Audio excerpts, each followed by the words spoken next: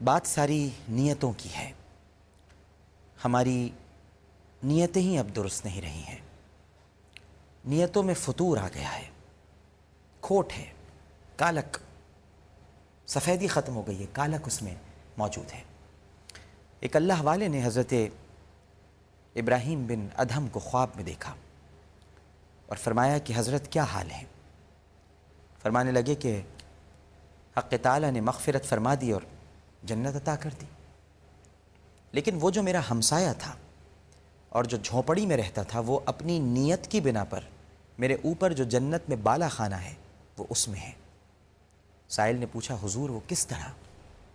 تو فرمانے لگے کہ وہ اس طرح کہ اس کی خلوص دل سے یہ نیت تھی کہ اللہ مجھے اتنا وقت عطا فرمائے اور ایسے مواقع عطا فرمائے کہ میں سلطان ابراہیم بن ادھم سے زیادہ عبادت کروں، لیکن وہ عیالدار تھا، یعنی فیملی والا تھا، اور زندگی میں کبھی اس کو ایسا موقع نہیں ملا۔ اللہ تعالیٰ نے سچی نیت کے مطابق حضرت ابراہیم بن ادھم سے اونچا درجہ عطا فرما دیا، صرف نیت، یہ نیت تھی۔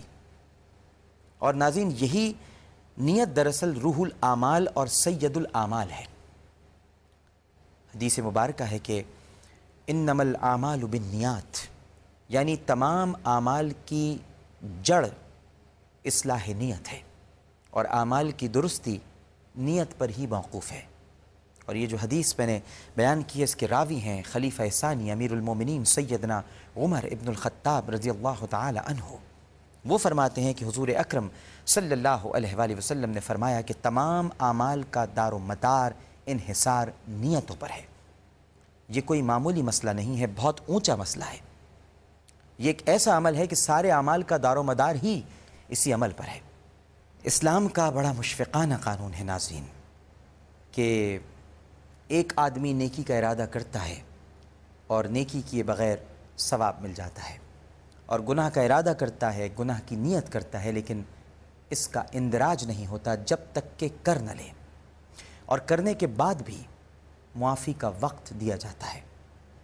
دعا فرمائیے کہ اللہ تعالی ہمیں انتہائی اخلاص اور خلوص کے ساتھ اپنی نیت کی درستی کا اہتمام نصیب فرمائے، اپنی اصلاح نیت کی خاص توفیق ہمیں عطا فرمائے۔ آج اس جانب سے بڑی کوتاہی ہو رہی ہے، ہمیں پھونک پھونک کر قدم رکھنا چاہیے۔ یاد رکھیے ناظرین کہ انسان کو اس کے کام کا بدلہ نہیں دیا جاتا بلکہ اس کی نیت کا بدلہ دیا جاتا ہے، کیا ہم اور کیا ہمارا کام۔ اسی لیے انسان ارادہ کرے کہ میں، اگر وہ ارادہ کرے کہ میں اللہ کی رضا کی خاطر 100 حج کروں گا، پھر اگر موقع نہ ملا ثواب تو مل ہی جائے گا، 1000 عمرے کروں گا، اس کا پختہ ارادہ ہے۔ بندے کی اس خواہش کو میرا اللہ بہت پسند کرتا ہے۔ روزانہ ایک قرآن مجید پڑھا کروں گا، اور موقع مل جائے ایک پارے کا، تو دیکھ لیجئے کہ جتنا موقع اللہ نے دیا اتنا کام کر لیا، لیکن میری نیت ایک قرآن مجید کی ہے، ایک قرآن مجید کا ثواب ملے گا۔ لہذا ناظرین یہی عرض کروں گا کہ نیت کو وسعت دیجئے، اسے محدود نہ رکھیے۔ اسی طرح میں 10,000 مرتبہ درود شریف روزانہ پڑھوں گا اگر یہ وعدہ کرتا ہوں، اور موقع ملا 1000 کا اور نیت ہے 10,000 کی، تو 1,000 کا ثواب تو 10 گنا ملے گا، اور اس 10,000 کا ثواب 1% مل کر رہے گا، کیونکہ نیت پر 1% ثواب لازم ہے، اور جب وہ چیز عمل میں اور ظہور میں اور وجود میں آ جاتی ہے تو ثواب ابتدا ہی سے 10 گنا زیادہ ہو جاتا ہے۔ نیت کو وسعت دیجیے۔ آپ ٹھٹڑی ہوئی سی نیت کیوں رکھتے ہیں؟ اس کا ٹھٹڑا پن دور کر دیجیے۔ یہ سید الاعمال ہے، نیت تمام اعمال کی سردار ہے، اور سردار ٹھٹڑا ہوا ہو یہ تو اچھی بات نہیں ہے۔ سردار تو بھاری بھرکم، حاوی اور سب کے اوپر غالب ہو۔ امام شافعی فرماتے ہیں کہ عمل کا دار و مدار نیت پر ہے۔ یہ حدیث علم دین کا نصف حصہ ہے۔ بے شک تمام اعمال کا دار و مدار انحصار بندے کی نیت پر ہے، اور کام کا پھل نہیں ملتا بلکہ نیت کا پھل ملتا ہے۔ پھل ہی تو چاہیے، اور وہ پھل تو بہت ہی اونچا ہے جو کام کے بغیر ہی مل جائے۔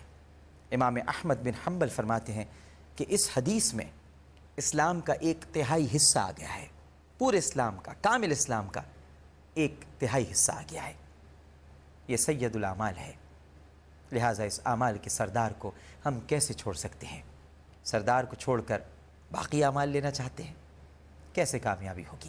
پہلے سردار کو تو پکڑ لیجئے کہ جو سربراہ کو پکڑے، رعیت اسی کے تابع ہے، پوری کابینہ اس کے تابع ہے۔ جس کے تعلقات صدر مملکت سے ہوں تو باقی دوسروں کے ساتھ کیسا تعلق ہوگا آپ سمجھ لیجئے۔ اور آج کل کے حالات میں تو ویسے بھی جان لیجئے، جس کا صدر سے تعلق ہے اس کا بڑا گہرا تعلق ہوتا ہے۔